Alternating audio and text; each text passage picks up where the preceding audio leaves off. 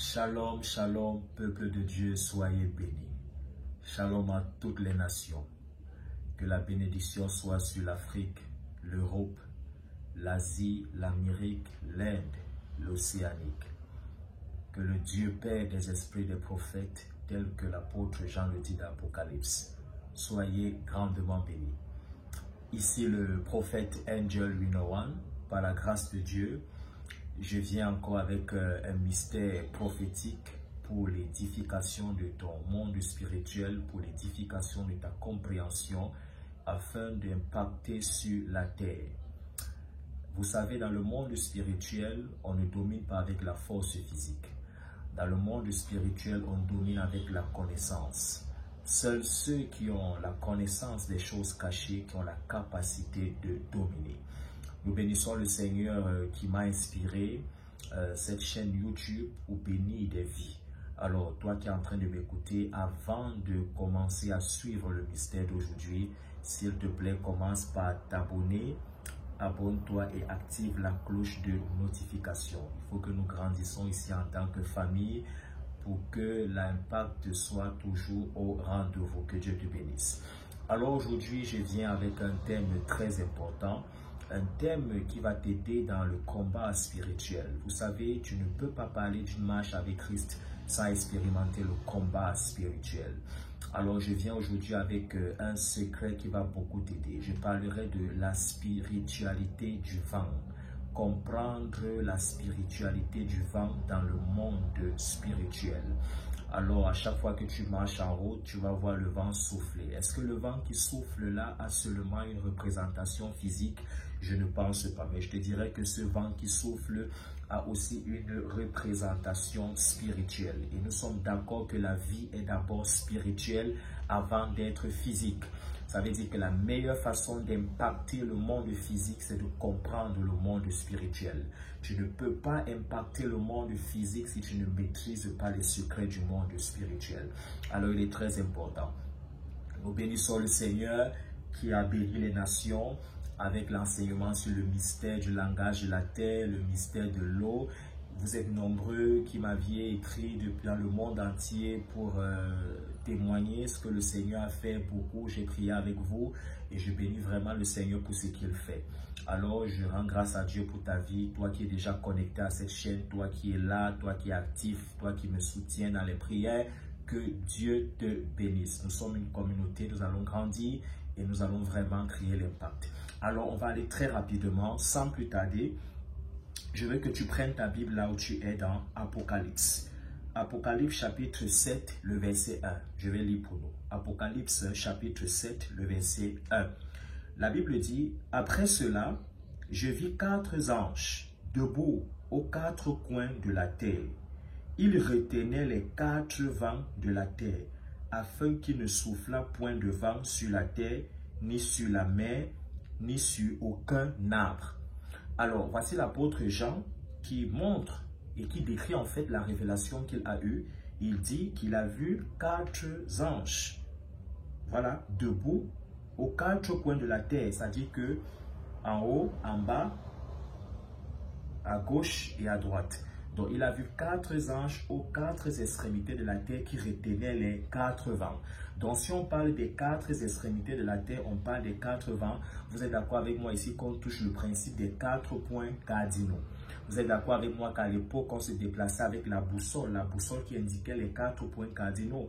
Donc, il faut comprendre qu'il y a beaucoup d'éléments qui se représentent de façon physique, mais qui a une très bonne connotation dans le monde spirituel.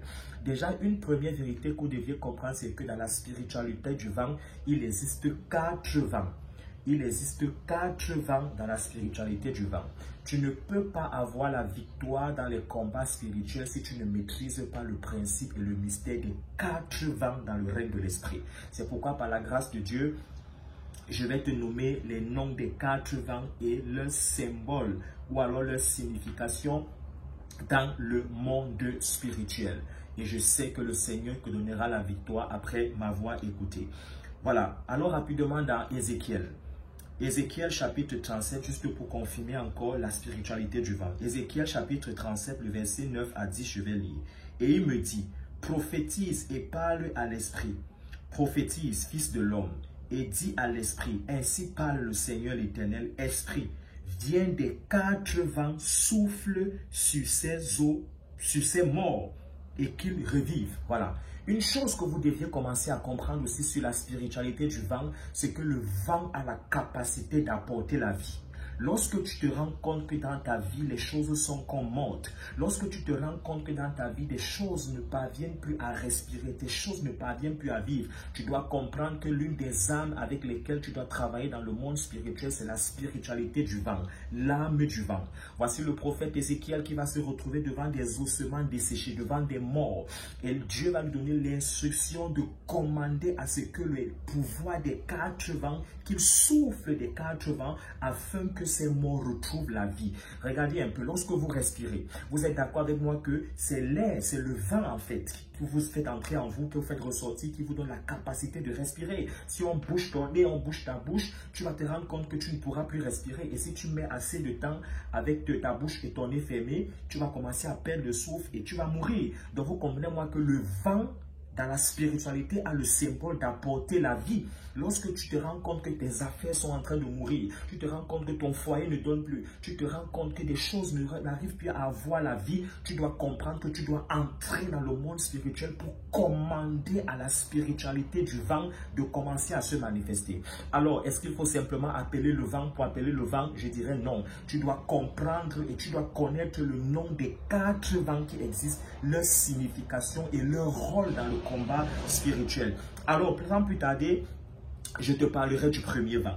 Le premier vent, je dirais, c'est le vent de quoi? De l'Orient. Voilà, j'ai un bloc-notes où je prends des notes pour t'enseigner. Nous bénissons le Seigneur. Le premier vent est ce qu'on appelle le vent de l'Orient ou le vent de l'Est. Le vent de l'Orient ou le vent de l'Est. Alors, où est-ce que le vent de l'Orient se situe dans les Écritures pour que tu comprennes bien c'est quoi le vent de l'Orient? Le premier vent est le vent de l'Orient. Allons-y rapidement dans Exode chapitre 14, le verset 21. La Bible dit ceci. Moïse étendit sa main sur la mer et l'Éternel refoula la mer par un vent d'Orient qui souffla avec impétuosité toute la nuit et il mit la mer à sec et les eaux se fendirent.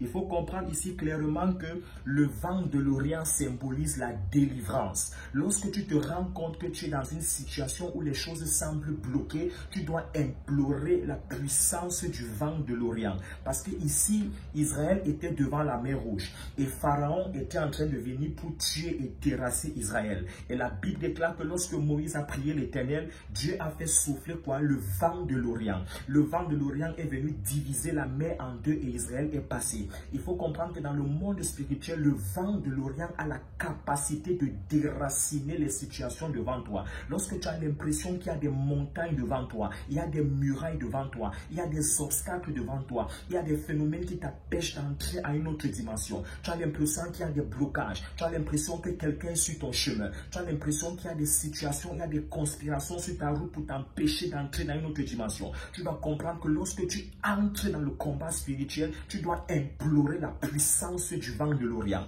Tu dois implorer la puissance du vent de l'Orient ou le vent de l'Est. C'est un vent qui a la capacité de débroussailler ton chemin. C'est un vent qui a la capacité d'enlever tout obstacle qui est devant ta route pour que tu puisses entrer dans ta destinée. Le premier vent, c'est le vent de l'Orient. Et figurez-vous, on parle de 4 vents. On parle des 4 vents. Et le premier vent, c'est le vent de l'Orient, qui est le vent de la délivrance. Le vent qui déstabilise tous les obstacles qui se placent devant ton chemin, qui veut t'empêcher d'avancer. Jésus a dit, vous demandez, mais vous ne recevez pas parce que vous demandez mal. Vous savez, dans le combat spirituel, parfois beaucoup de personnes prient, mais ils ne parviennent pas à avoir la victoire parce qu'ils ne connaissent pas les armes qu'il faut pour combattre. Sache que le vent de l'Orient est une arme. Lorsque tu as l'impression que tu as du mal à traverser, tu as du mal à avoir ta promotion, tu as du mal à avoir l'expansion, tu as du mal à avoir une élévation, et que tu rends compte qu'il y a des obstacles sur ton chemin, appelle et implore la puissance de la présence du vent dans le nom de Jésus-Christ, le vent de l'Orient, et tu verras comment les choses vont se débloquer.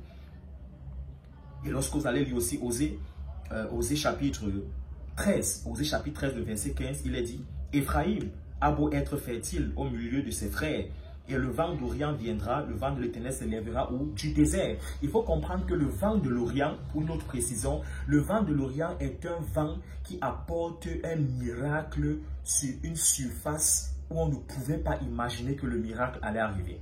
Figurez-vous que Israël était devant la mer Rouge, Pharaon venait derrière pour les déstabiliser, pour les détruire. Il n'y avait aucun moyen de rêver la délivrance. Israël avait déjà vu sa mort. Ils avaient déjà fait leur deuil. Ils étaient en train de voir comment ils vont mourir. Il n'y avait aucun espoir. Et c'est alors que le vent de l'Orient a soufflé. Lorsqu'on dit que le vent de l'Orient souffle du désert, ça veut dire que le désert est un endroit vide. Le désert est un endroit où il n'y a pas d'espoir. Le désert est un endroit où on ne peut pas rêver. Le désert est un endroit où il n'y a pas de vie. Et la Bible dit c'est de là que souffle le vent de l'Orient. Lorsque tu fais face à des situations où tu es conscient qu'il n'y a pas un moyen pour que tu aies la solution. Il n'y a pas un moyen pour que tu aies la délivrance. Il n'y a pas un moyen pour qu'une porte s'ouvre. Tu sens que tout est bloqué. À ce moment donné, entre dans le règne de l'esprit et implore la présence du vent de l'Orient par la puissance du nom de Jésus. Tu verras comment l'impossible deviendra possible.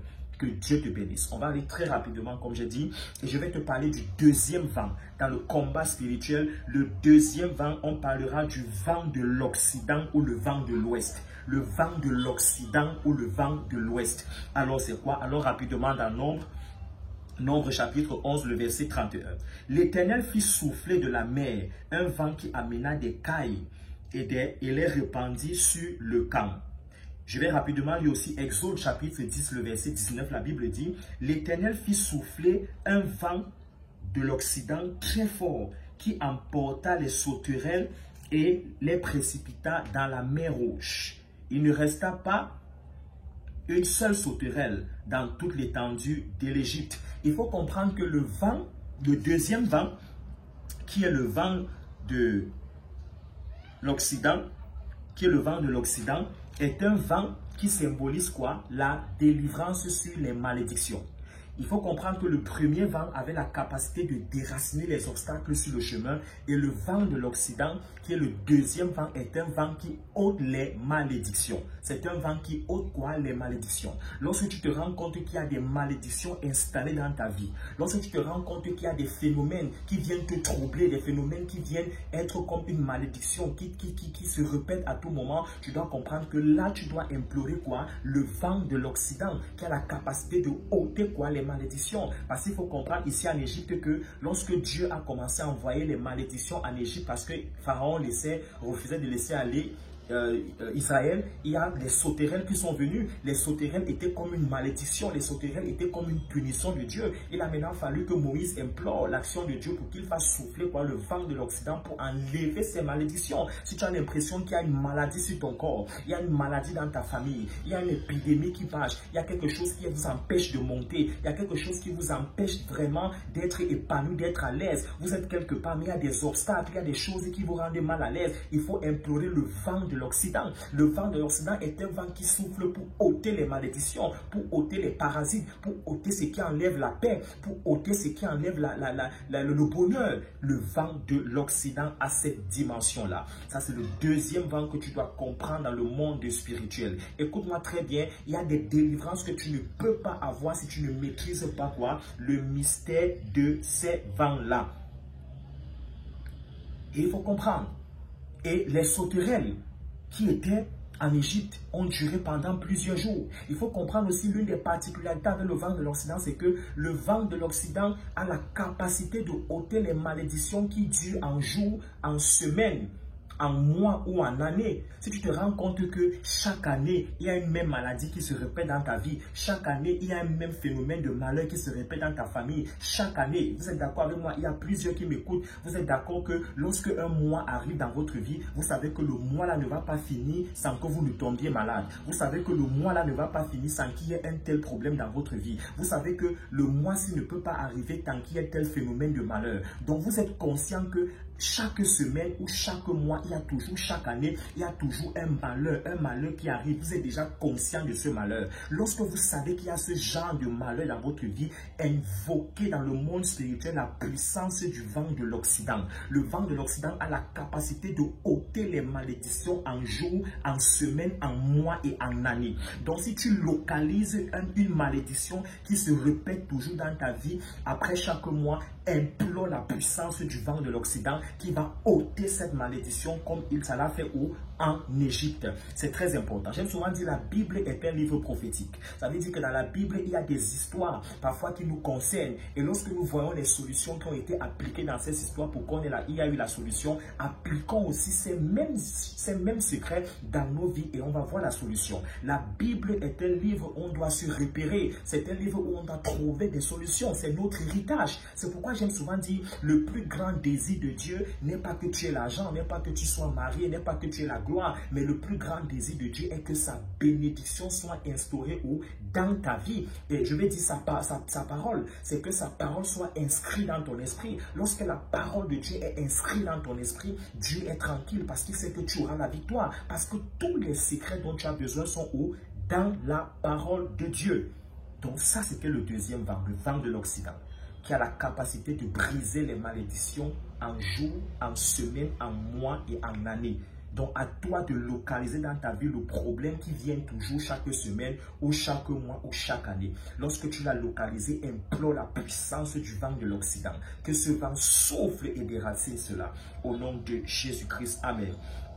Alors, je te parlerai du troisième vent. Très rapidement, je te parlerai du troisième vent, qui est le vent de quoi? Qui est le vent du nord. Le troisième vent est le vent du nord. Premier vent, le vent de l'Occident, le vent de l'Orient. Deuxième vent, le vent de l'Occident. Troisième vent, le vent du nord. Alors, c'est quoi la particularité du vent du nord?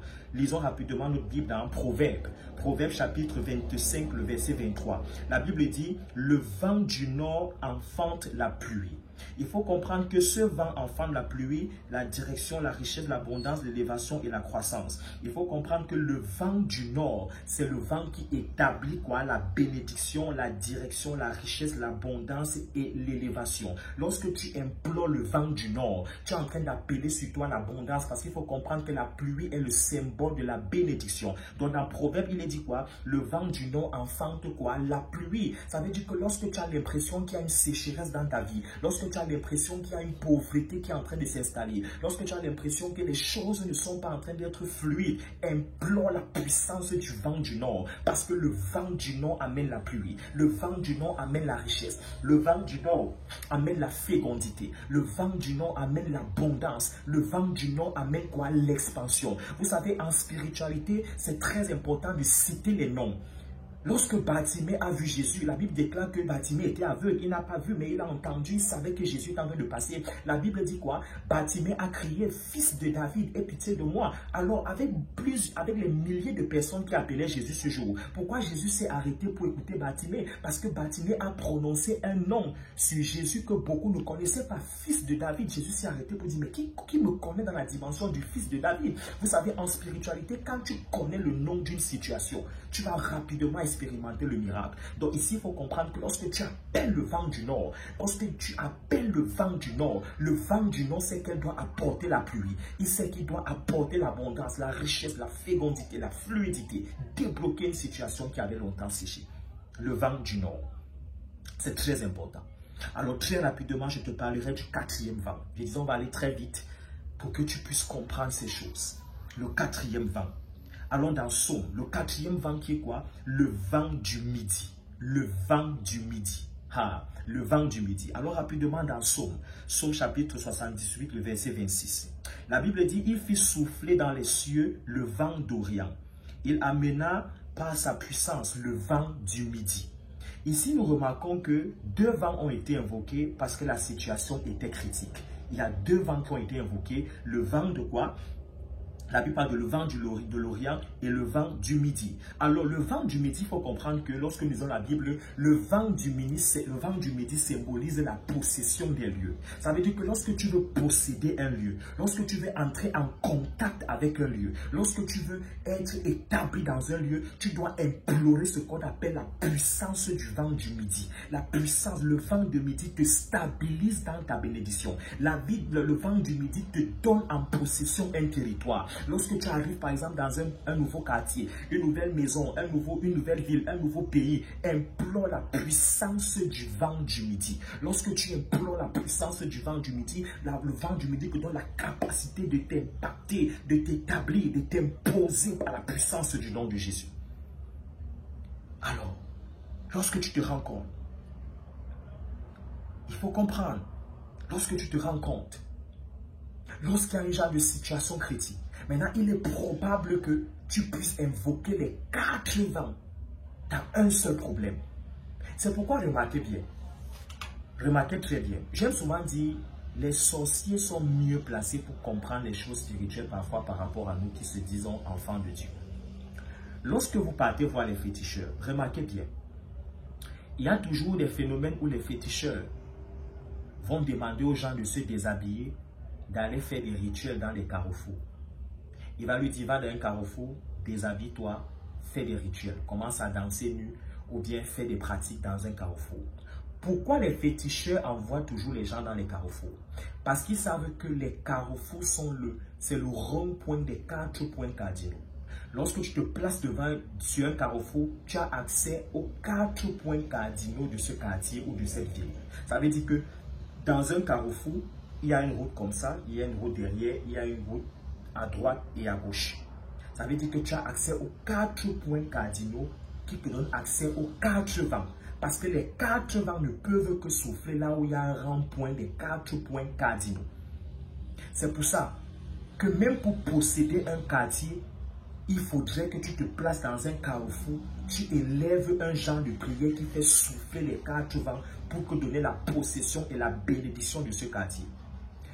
Les Béninois qui vont m'écouter, peut-être le nom va m'échapper, mais au Bénin, dans une des villes du Bénin, dans un quartier, il y avait un carrefour qui était réputé comme étant le carrefour de la mort. L'histoire raconte que dans ce carrefour, les voitures qui passaient ne faisaient que des accidents. Chaque jour, il y avait des morts dans ce carrefour. Il y avait des morts dans ce carrefour-là. Donc, c'était un carrefour qui avait tellement de morts qu'on a eu à consacrer ce carrefour comme étant, je crois, carrefour de la mort, où les gens ne faisaient que mourir. C'est alors qu'il y a des hommes de Dieu qui ont su qu'il y a eu trafic dans ce carrefour. Ils ont fait une demande à l'État, au gouvernement, pour faire une marche de prière dans ce carrefour. Et l'histoire raconte qu'ils sont arrivés au niveau de ce carrefour, ils ont pris un temps de prière, ils ont élevé leur voix, ils ont prié dans ce carrefour, ils ont invoqué la puissance des 4 vents. Et ce carrefour a été restauré jusqu'à aujourd'hui, il n'y a plus eu d'accident. S'il y a des Béninois qui m'écoutent et qui connaissent cette histoire, ils vont peut-être confirmer en commentaire et que Dieu vous bénisse. Donc, il faut comprendre que ne blaguez pas avec la spiritualité du mystère des 4 vents. Lorsque tu comprends le mystère des 4 vents, tu possèdes tes possessions.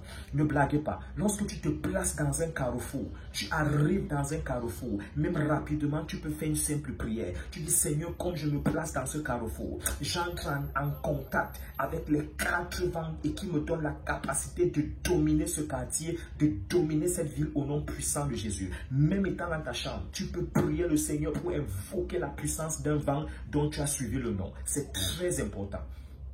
Vous savez, on ne peut pas enseigner la spiritualité des 4 vents en quelques minutes. On peut aller en profondeur, on peut écrire même plusieurs livres, plusieurs tomes pour expliquer le mystère des vents.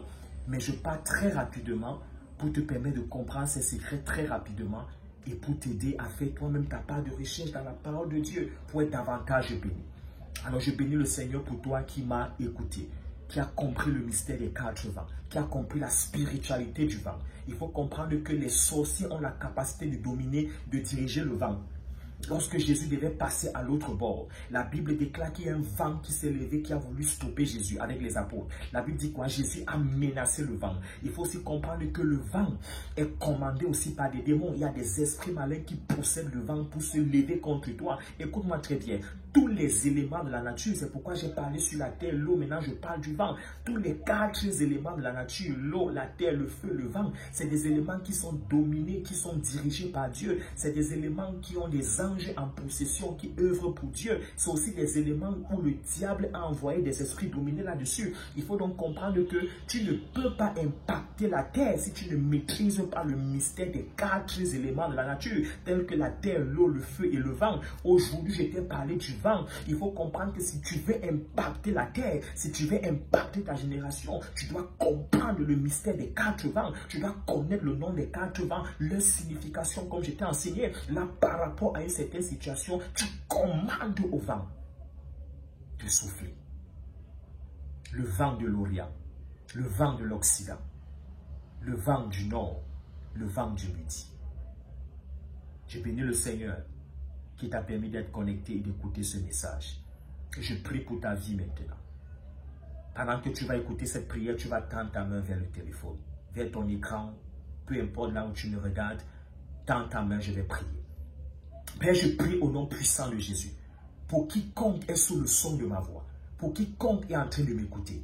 Seigneur, tu connais la situation par laquelle ton enfant qui est en train de m'écouter est en train de traverser. Tu connais la situation par laquelle ton serviteur, ta servante qui est en train de m'écouter est en train de traverser. Je prie maintenant comme tu as demandé à Ézéchiel. Je prie au Dieu qu'il souffle un vent dans le mystère des 4 dimensions des vents.